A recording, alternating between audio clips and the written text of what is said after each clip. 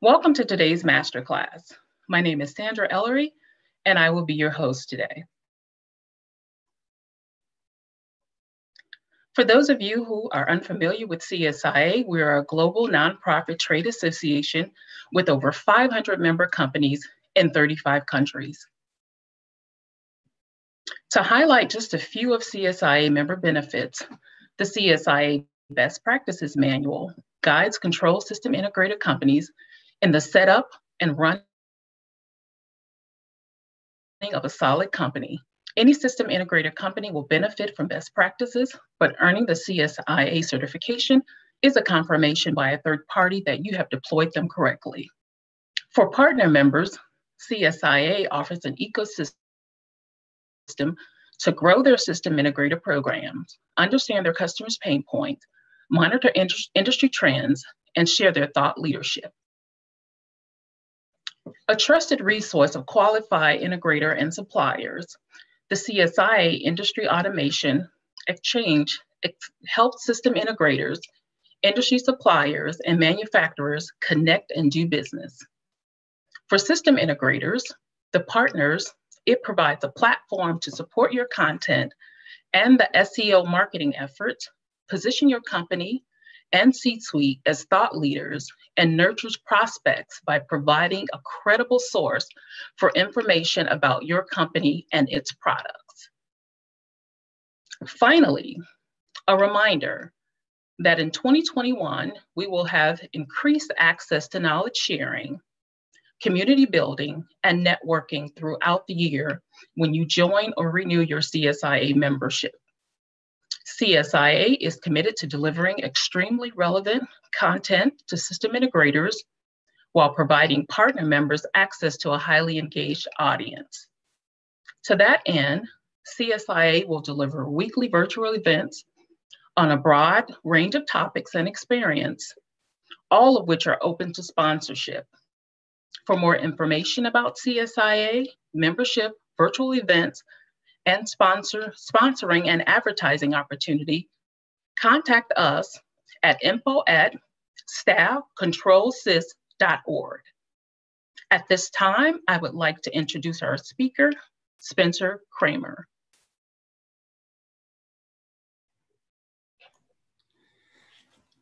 Good morning, and thank you for that introduction, Sandra. Just give me a second here to get myself set up.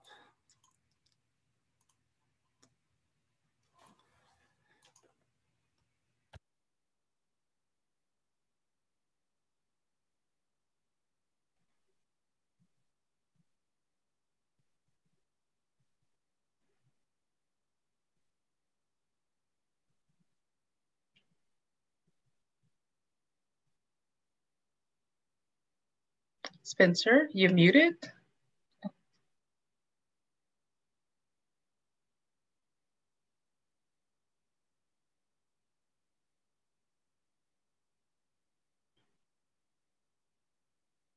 We can see your screen. You can hit the unmute button.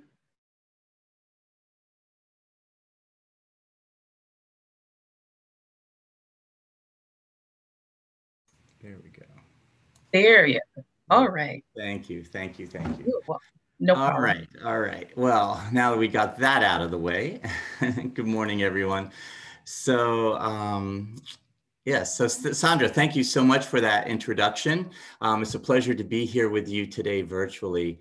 I feel like a cat in a room full of rocking chairs here with all this tech.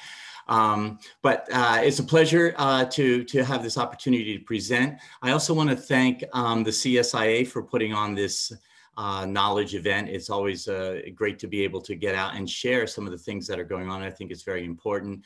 And I want to thank Jose for his great advice and leadership of the CSIA. I always learn something when I talk with Jose. So for me, no presentation is complete without the support from Richa Patel. She's on this call as well, our head of marketing, who helped bring everything together. And I also want to call out and say a big thank you to Mark Fondel. Mark, many of you may know him. Mark has been working with EI3 for a couple of years to help us position our secure remote service access technology.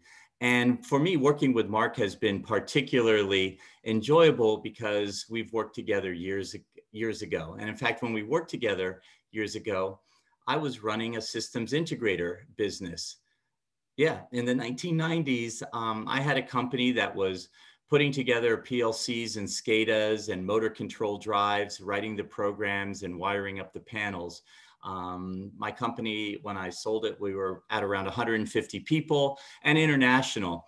In the 1990s, with that business going, I became fascinated with the internet and decided in 1998 to move on and pivot my career and dedicate it to creating internet technologies that would work in concert with the machines, the equipment, the systems that were controlling industrial factories.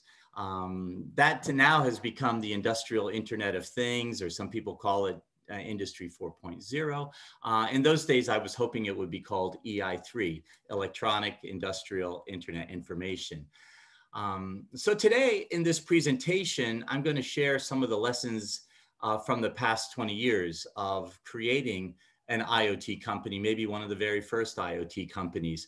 And I'm going to start with answering the question, why is secure remote access important? After that, I'm going to explore a little bit EI3's role and explain why I think it's important that if you are considering to build a business model that relies upon secure remote access, why it might be important to work with a company that specializes in delivering this technology. And then some of those reasons that I will share also came up in a recent OMAC paper, which is called Best Practices for Secure Remote Access, that was published back in January. And from there, using that as a basis, I'm going to share some suggestions for your own remote access solution and how you could potentially create a business model around it and illustrate that with some OEM success stories from companies that I've worked with over the years. So it's a lot to talk about. We don't have much time. I hope you're ready. So let's get started. Secure remote access, I think, is really strategic to the systems integrator. And I think it's strategic because it gives you a way to deliver services to your customers that it will be really important to them because especially in light of the COVID pandemic where travel and access has been restricted, it's made it very important to figure out ways to do manufacturing and support the manufacturing equipment without having that physical interaction. But beyond the COVID, it's also strategic because these methods of supporting and helping customers operate their equipment, these are going to be methods that will be used going forward because they save a lot of money. They save time. Time is money. It reduces downtime. There are many values that can be created. So with all of those values that are being created, there's also business models. If you think that you're saving a customer money, probably that customer is going to pay you to save them money. So if you figure out ways to put that together, you can create financial benefits for your systems integrator business. I know this because as a former systems integrator business owner, I see that the secure remote access is a great way to boost the capabilities and even the intellectual properties of your organization. And you may be asking yourself, well, why would he say that? And I come back to from my own experiences, and maybe you have similar experiences. You're probably your biggest asset is your people. And in particular, the skills, the knowledge, the experience of those people.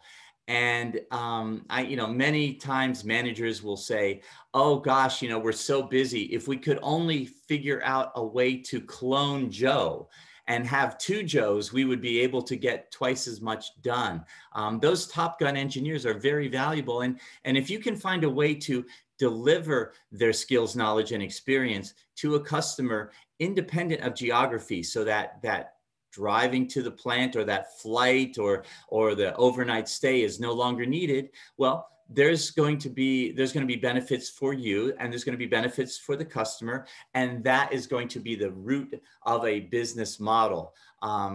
So that is where thinking about how would you deliver that, how would you create a business model, starts to become important. How do you create these new service-driven business models? And before I get too deep into talking about that, and in this presentation, what I'd like to do is just give you some background facts about EI3.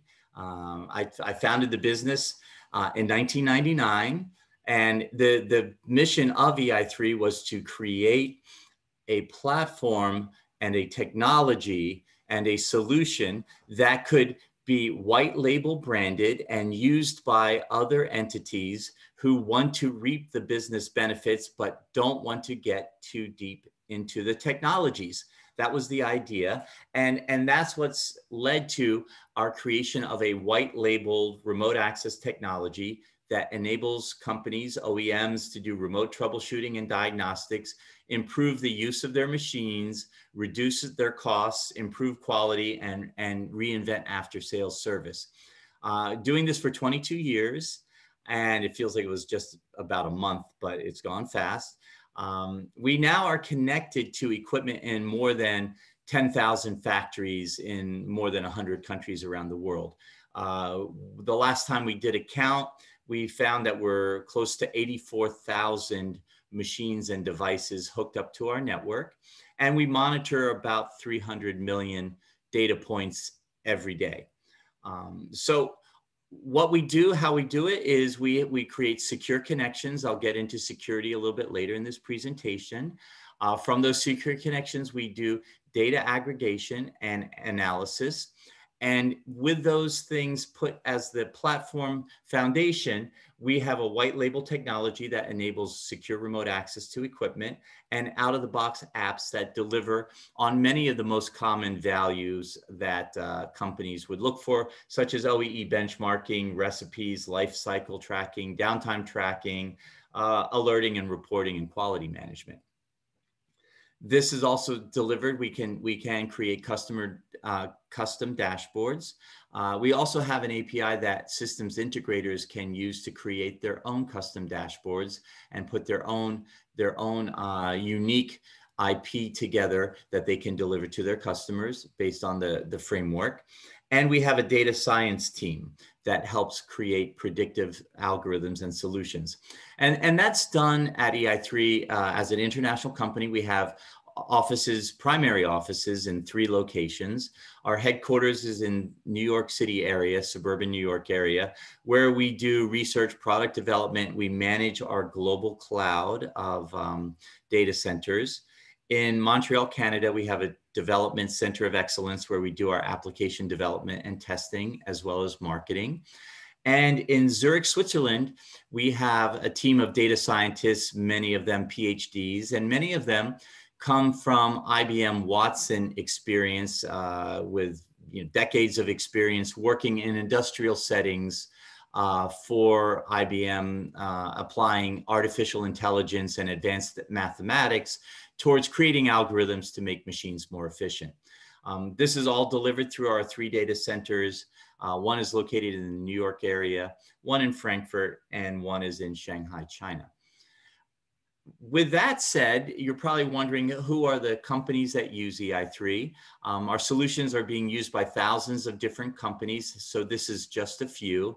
And I share these few because you might recognize some of them. It's important to mention that many of these many of these end customer relationships came to us through OEMs who have embedded our technology into their equipment and then delivered their equipment into these different industries. And we have OEMs who make packaging machines, printing machines, converting machines, plastics machines, metals, many other industries. And many of these OEMs are leaders, global leaders in their categories. And we'll actually share some success stories of work that we've done with these OEMs, where we've been able to put our white labeled solution into their hands, and they take it to the market as their own remote service offering and turn it into very profitable businesses. So we'll share those success stories with you. We also at EI3, we have different forms of industry acknowledgements and members of different associations and societies. And I did want to call your attention to OMAC. OMAC is the Organization for Machine Automation and Control. OMAC itself has been around for about 25 years, and it sees, among other things, it sees its mission as creating best practices and standards for machine interconnectivity, in particular, one which has reached a lot of popularity in the packaging industry called PACML, which was the reason that originally attracted me to OMAC, because I thought that if you have a standard machine state model, you could translate that standard machine state model into a great standard for the industrial Internet of Things. You could use the states that are OMAC compliant, PACML compliant, as a way of measuring apples for apples of machine OEE, machine productivity, machine performance from different machine builders, different machine industries, different machine users. So we've been very active at OMAC for a number of years. I mentioned this because at OMAC, we've recently been doing a lot of work around finding and describing the best practices that relate to secure remote access to equipment. How do you connect outsiders, service providers, systems integrators, OEMs, consultants, employees who are outside the enterprise? How do you connect them to equipment on the inside? And so we convened a special work group focused on doing just that. When COVID hit, I have to say, a year ago, and I think we all will never forget the early months of 2020. When COVID hit, we saw a big increase in interest in secure remote access to equipment on the factory floor. And I think everybody on this call knows why. Sites that had equipment that needed support, they were doubling down on our services. And we at EI3, we saw a big surge of business for establishing connections just for the purpose of connecting people to machines behind corporate firewalls. We were also getting a lot of attention from industry publications. And a common question was being asked. And the question was, so what's different about your EI3 solution? There's lots of ways to connect to equipment on a factory floor. What makes your solution different? And as we started to talk about that and relay this to different entities, we started to realize that remote access was coming of age. And this question was becoming ever more important to a wider and wider group of people. And so it dawned on us that this would become an industry-wide question, that if we could answer the question, and not just about EI3, but in a bigger sense, what are the differences of remote access, so that people would understand that not all remote access is the same, and that there's very important differences which relate to cybersecurity and keeping the enterprise safe. We said at OMAC, let's convene a work group to study this and come up with a report to start to answer these questions. So this is the member companies. There were representatives from 30 different companies, from different countries around the world, from different categories of companies that brought really different viewpoints. We had end users, owners and operators of machines. We had OEMs, the builders of machines. We had some systems integrators, some of them, many of them members, active members of CSIA. We had vendors and different associations all participating to bring these different viewpoints together. And you can download the report. It's available from OMAC. It's 90 pages long, and it really lays out what are the practical things you need to think about if you're going to make a secure remote access solution for plant equipment. In doing this, we learned that there's like almost like a maturity model. different companies are at different stages of understanding and putting together these remote access solutions, starting with, and I apologize if this is too small to really read, but starting with the companies who say, we're not going to let any remote access. So you just take that, we don't allow it, it's forbidden, don't do it, don't get the benefits. And then moving up to, well, we have one guy that we trust, we're going to let one guy through our firewall to one machine. And then we have a company we trust, we're going to let that company through our firewall to the machine.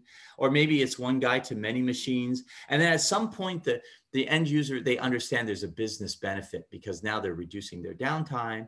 And then they start to get very complex solutions. The most common one where most companies are right now is where they have many different connections through their firewall for different vendors to different families of equipment.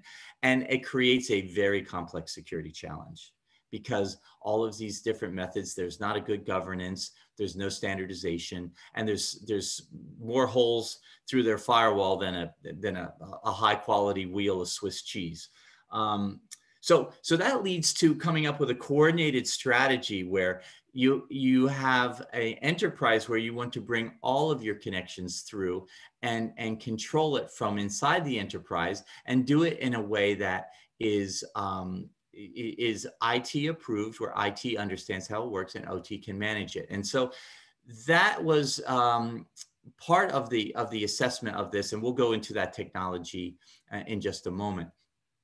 Another thing that we learned was that the different viewpoints saw remote access as delivering different business values. So you could have some people say, oh, it's all about plant optimization.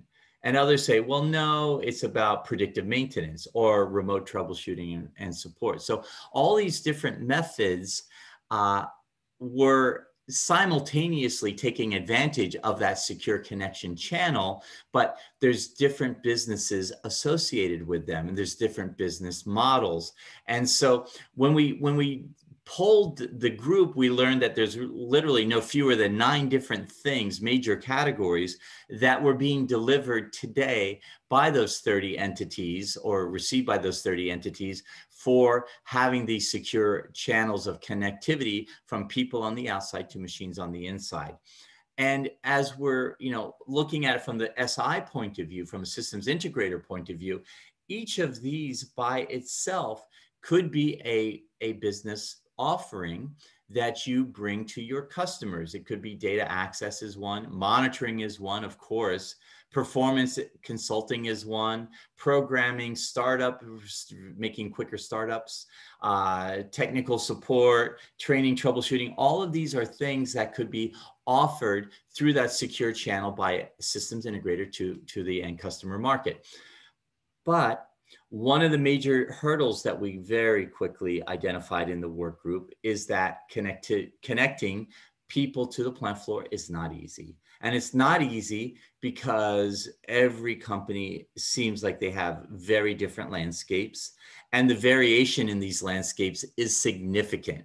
The variations exist in the architectures, and it's compounded by different degrees of implementation of the sort of the plant Ethernet model. Some companies have done a great job to bring everything together, but others, and in fact, too many others, they see the machines or the lines or the areas, the OT equipment in their factory as isolated islands of automation where their networks are isolated, they're not routable, and there's reasons for that. I can tell you, from my point of view, I've delivered thousands of connections to machines on the behalf of OEMs. And many times those OEMs, they're going to make machines with a standard approach where the IP address of the main PLC is always the same, the IP address of the HMI computer is the same, and all the Ethernet IO is the same. So they'll cookie cutter out those machines that will have the same IP schema. But when you bring it and drop it into a large enterprise, you can't connect those machines together because you're going to have IP address conflicts. So we see that there's a role for the systems integrator to help address these issues, because you as a systems integrator, you have the DNA to solve problems. You have the deep understanding to know that you don't want to get into a machine and change all of their IP addresses, but you want to have an ability to route to those different addresses. So these are the types of challenges that we found very quickly with this work group. And in fact, when we went deeper into it, some of the companies provided us with examples and example stories. And if you find this interesting, definitely download this paper, because those stories, many of those stories, are covered in the report. We found that companies, even companies that followed the converged plant-wide Ethernet model, they get challenged. There's cases where they would have OEMs who would deliver this equipment down there at the OT level, where that equipment isn't compliant with the enterprise architecture of their Ethernet IP schemes. And of course, what are they going to do? Oh, we're just going to leave a black box on the machine with a wireless modem accessing to the outside so that my guy can connect to the equipment here and do his work. If we forgot something, on that programming, we can do our work. And hey, no harm, no foul, everything gets done.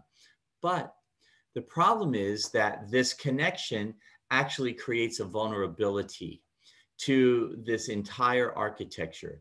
If somebody were to somehow figure out the credentials to this device on that factory floor and get in, because of all of the interconnectivity and routing and so on, this becomes a vulnerability to the entire enterprise. So we see that the leading companies who are adopting this, they're starting to catch on to the fact that these are creating vulnerabilities. I can tell you stories of enterprises who have recently been hit with ransomware, where the ransomware comes in and it takes over the enterprise and it even infects computers which are controlling machines. It makes it impossible for them to operate their factories. And so they're now saying, in response to that, they're taking a hard look at their entire enterprise architecture. And they're saying, you know what, these different routers, these different connection methods, these ones that are going outside of or maybe poking holes through our firewall, these have to stop. We're gonna take them and we're going to eliminate them all, including even the hardened jump server, right? I think many of us are familiar with, we're gonna leave a PC. Maybe that PC has the programming software and the original programming files, everything we need, and we're gonna remote into that hardened jump server, and we're gonna go in and we're gonna navigate around and deliver our solution. But even maintaining that and keeping it in compliance with all of the requirements for cybersecurity is very challenging to an enterprise, because usually they don't have one, they're going to have many of these, and it becomes very difficult for IT to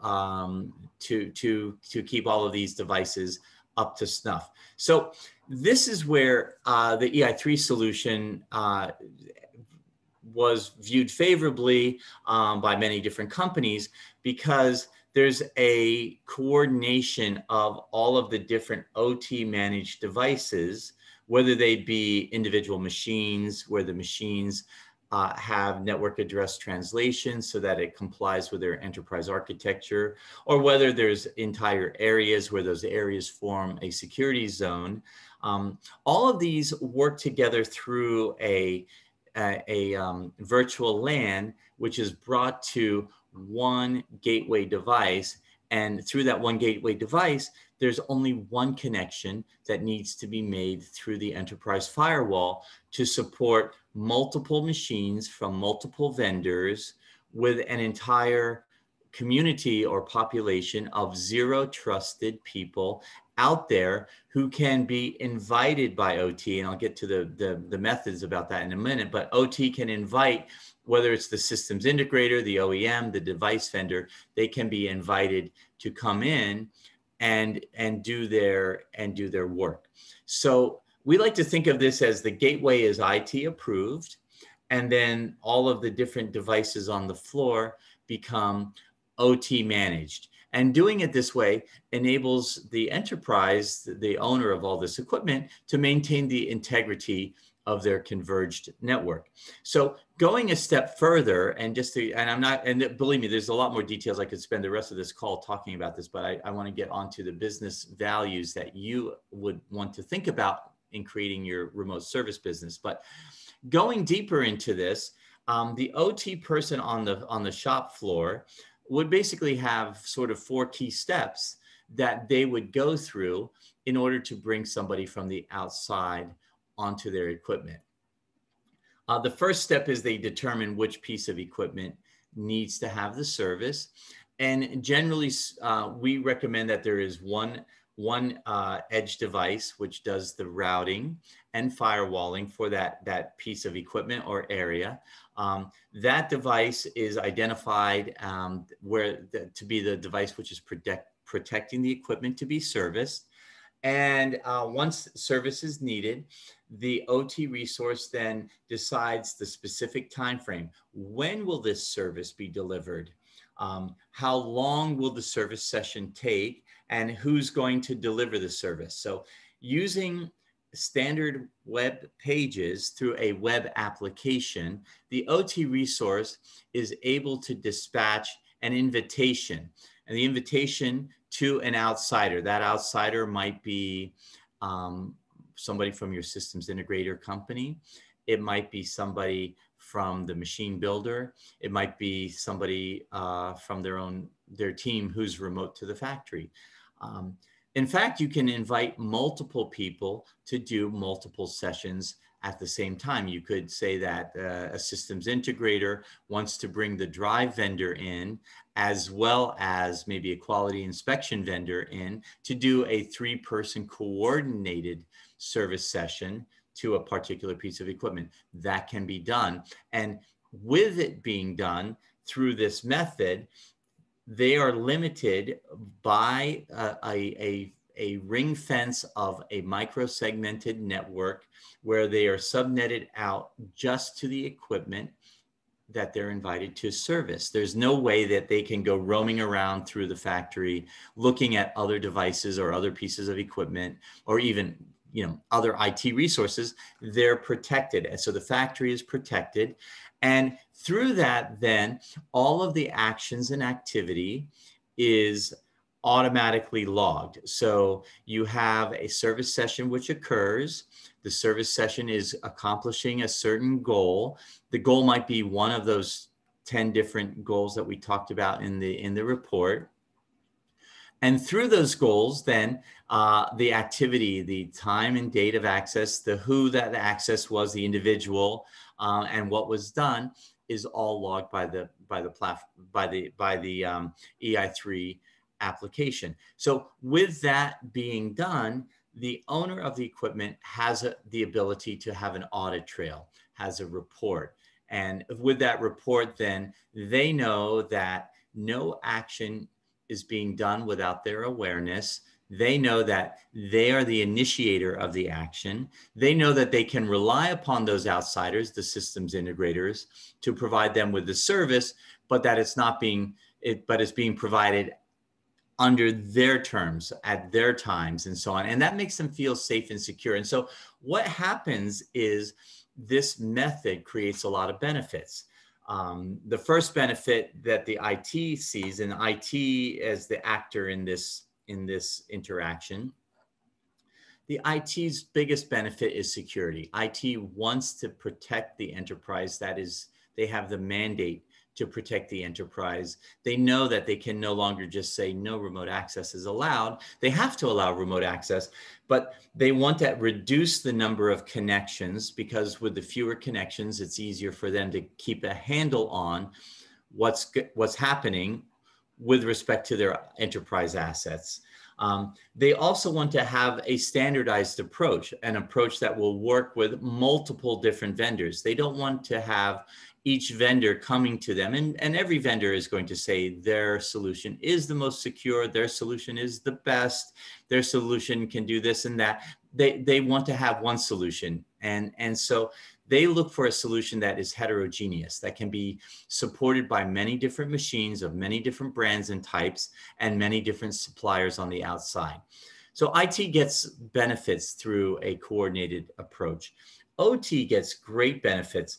Probably one of the biggest benefits that the OT team sees at the customer is that they can add, edit, and change devices, because each of these edge devices is not communicating with the outside world.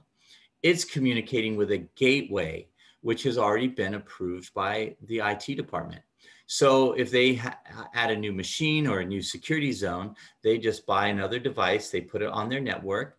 The IP addressing for this is already allocated. That machine might have a standard, 192.168.1.1 network, but that's okay. They don't have to get the vendor to change their network or change the schema of their Ethernet IO. They can put it in, and they use this red box. They use this red box to do the network address translations. They drop it in, and they know that if they need the service and support, a person here from the outside can log into a cloud-based security app. Through that security app, they will be granted access. If the OT person wants that access to be given, they will be granted access to that particular device.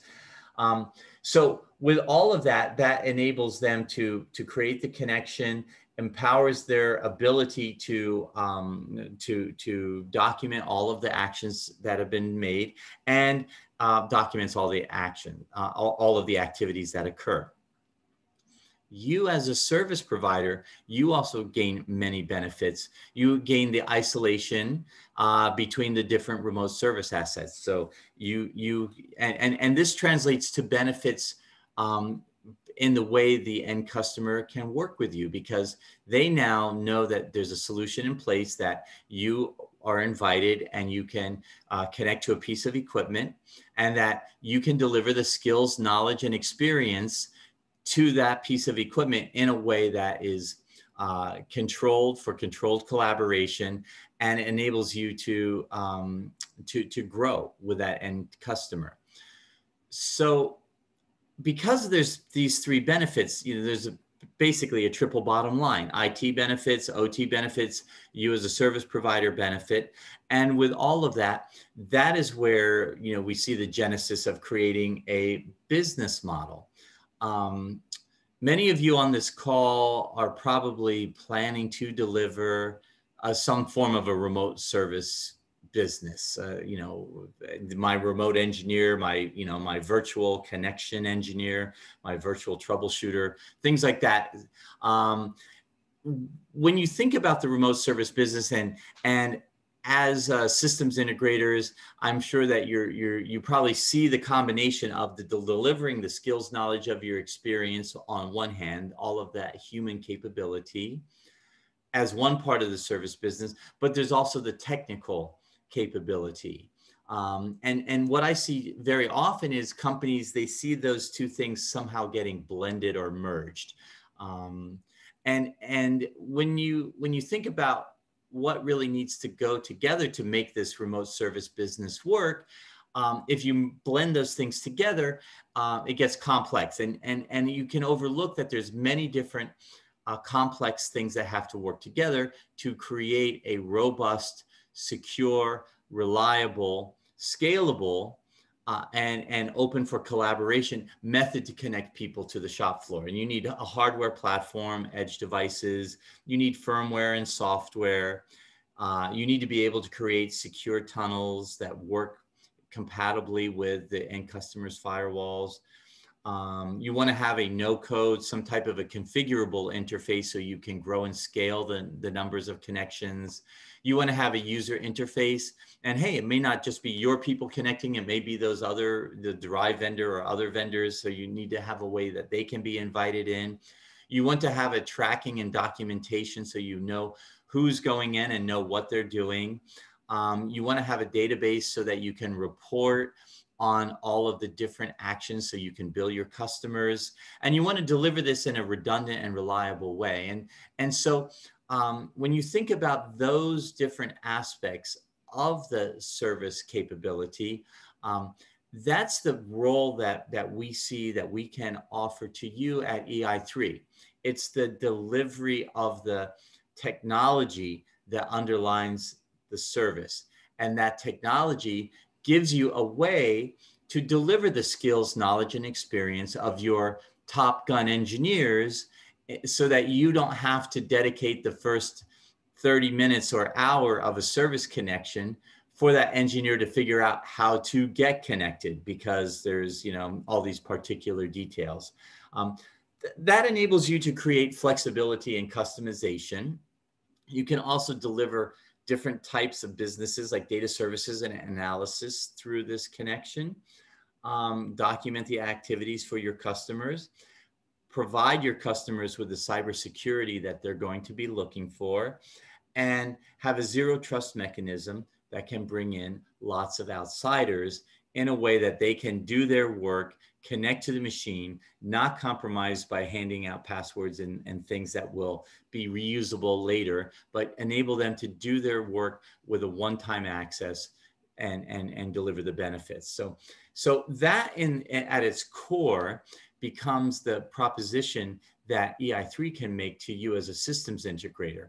So you have your people, your process, your customers, your systems, where you can take all of that, and if you have the idea to deliver a remote service empowered business, then you can see us as delivering software as a service. It's a business process enabler. It's ready to go. It's private and it's secure, and it can be delivered in a white label experience. So you can put your company's logo and identity onto the solution so that you can deliver to your customers a remote service business that becomes a commercial success. So I'm going to give you some examples of companies who have done just that by using EI3. And the first one is a company called Bobst. So Bobst is a company that makes packaging, container, printing, and die cutting, and various forms of converting machines. Bobst ships nearly $2 billion a year in these types of machines every year, and has been working with EI3 since 2004, shipping every machine with the EI3 connectivity equipment, as I've described earlier in this presentation. So when I met Bobst, and this, you know, is going back a ways, but when I met Bobst, they were a 120-year-old Swiss company who took great pride in their equipment. They make incredibly reliable, incredibly robust equipment, very high quality. And they had a problem. Their problem was that they had been giving their customers all around the world free remote service, unlimited service. If you buy a Bobst machine and you need service and support, just call them and they will help you.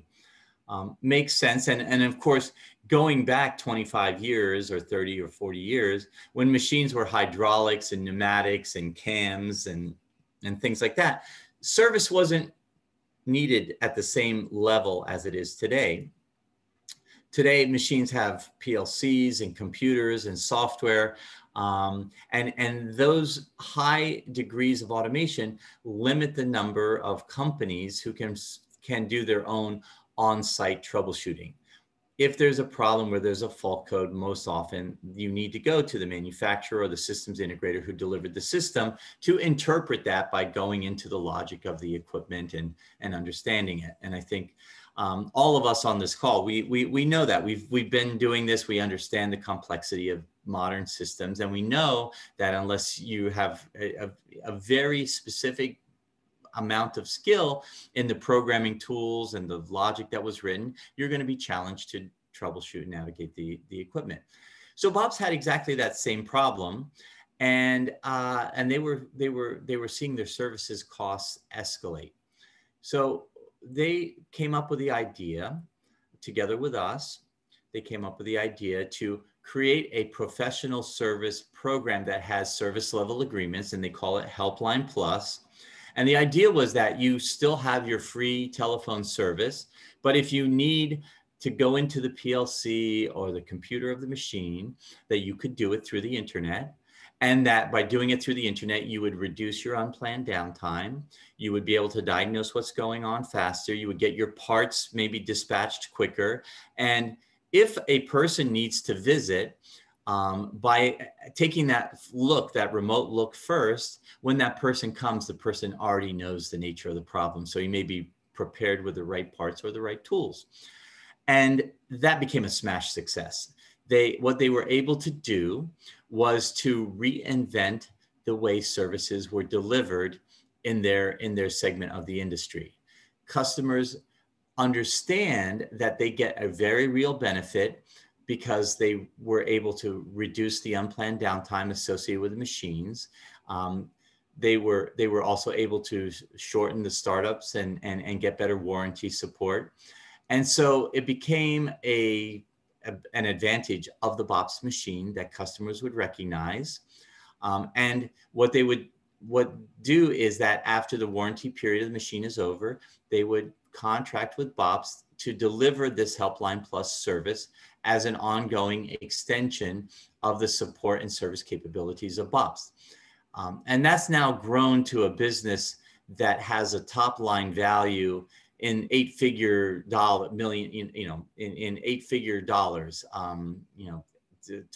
20 million plus annual business for BOPS, selling these services to their customers throughout the industry. It was, I think, made possible in part by the fact that EI3 handled the technology so that BOPS could concentrate on the service delivery, i.e. the skills, knowledge, and experience of those BOPS people to their customers out there in the industry, and also focusing on selling the business of the remote services, the value proposition, and all the different ROIs that are associated with it. So another OEM that has been following in that same model is a company called Milacron. Milacron is a 135-year-old American company. It used to be the Cincinnati Milling Machine Company, one of the oldest OEMs in America. They wanted to differentiate themselves from other companies in the plastics processing industry.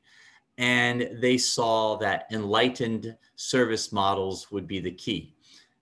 They wanted to be offering progressive services so that they would be able to offer things that their competitors don't offer. And their challenge was how to do that. They didn't have expertise in the areas of cybersecurity or cloud data or analytics.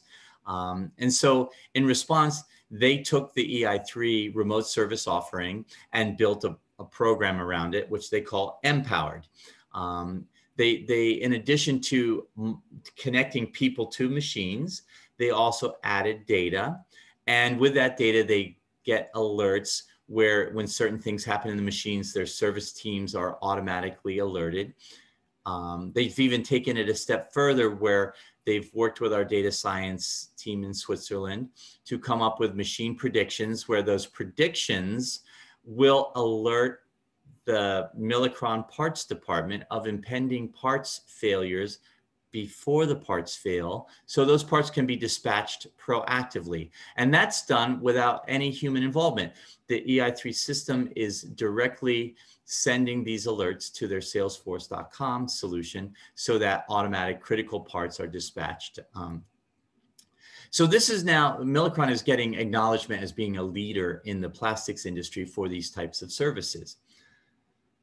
Another OEM, which I just want to call attention to, is Brown. And Brown is in the thermoforming industry, and they wanted to come up with a best-in-class after-sales service offering. They saw some of the other OEMs, what they were doing with EI3, and they decided to partner with us at EI3. The Brown solution is much newer. We've been working with Brown for less than 2 years. And I chose to highlight them as a sample OEM because if you look online, or if you look at the Brown website, or if you look at the trade publications, you'll see that Brown has a lot of marketing out there around their service offering.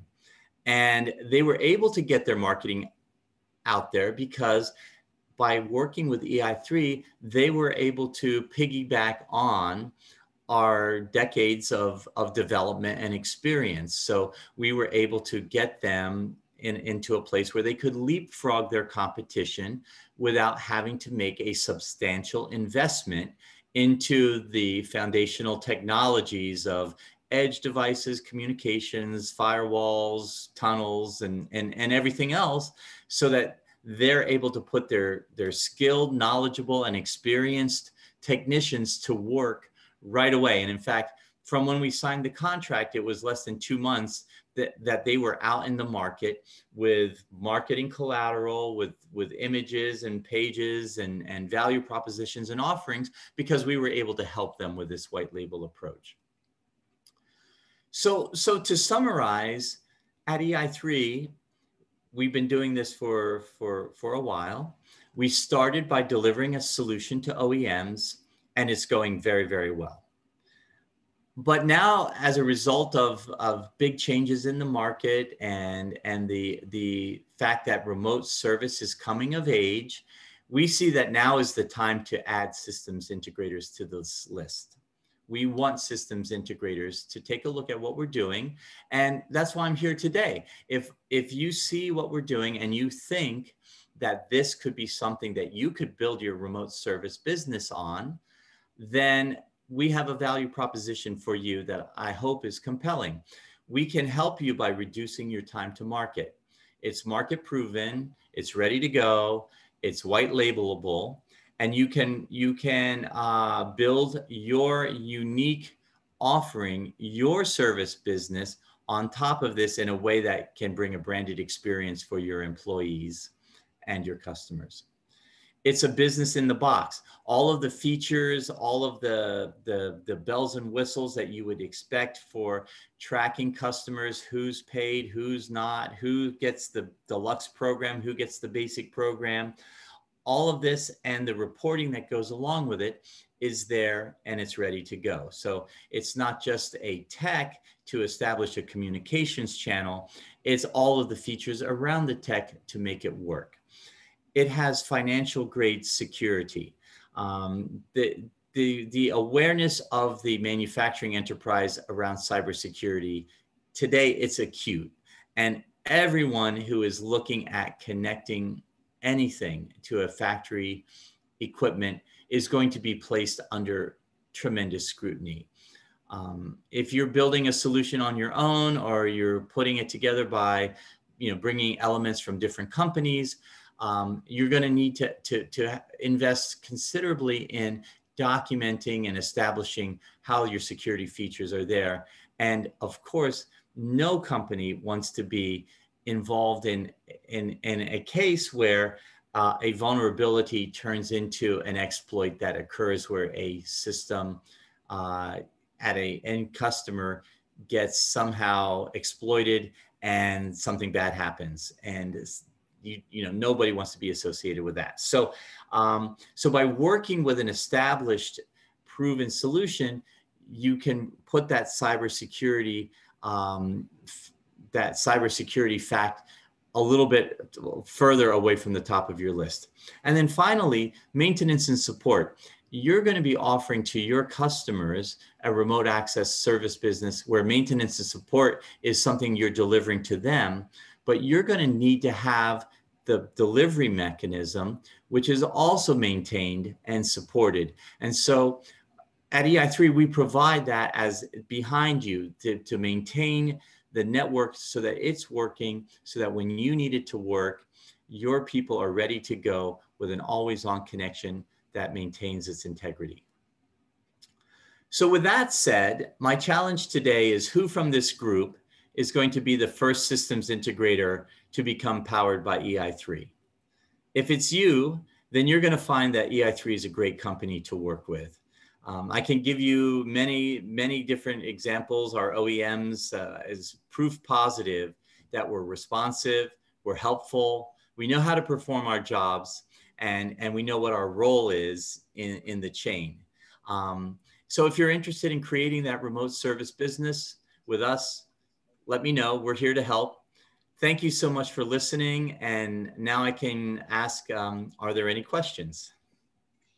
Thank you so much, Spencer, for that very insightful presentation and for sharing those interesting use cases. We do have a few questions from the members of the audience that I'd like to ask. The first one is, you mentioned enabling zero trust remote access. Now, is it possible to revoke access to users on an individual basis? And can keys be shared between groups of users? So that's a great question. And so there's a lot of subtlety and a lot of complexity in the EI3 technology that's delivered. To answer the question, yes, you can. Every person who is given access to an asset at a customer facility is given that access through the form of an email which has a unique key. That email with the unique key by itself is not enough, and there needs to be a second factor which is usually delivered to the user's phone. So with two-factor authentication, a user can go in and can provide services to a particular asset. But the owner of the equipment or the administrator of the solution has the ability to revoke that key at any time. So if for whatever reason that key is decided that it should not be valid, that access can be taken away. Perfect. Another question is, clients are becoming more concerned about cybersecurity. How does EI3 help to address these concerns? Certainly. And I think that there's no easy answer to that question. No matter how much effort you place on cybersecurity, it's never enough. We at EI3, we follow a practice called ISO 27000. Much like manufacturers use ISO 9000 to define and monitor and control their quality, we use ISO 27000 to define, monitor, and control our cybersecurity. And like manufacturers who are ISO 9000 certified, they bring in an outsider to make that certification. We bring in an outsider to do our ISO 27000 certification. We are constantly looking at cybersecurity as a point of continuous improvement. And when we find aspects of cybersecurity that we want to improve, we incorporate those improvements into our ISO 27000 plan so that it can be shared with manufacturers who want to know what are the things that are being done. And we can share it with them in a way that they know that it's not just us making claims, but it's us making claims that are being independently audited and substantiated by a reputable certification body. Mm-hmm. Another question is, can EI3 help develop a custom solution that fits their market and expertise?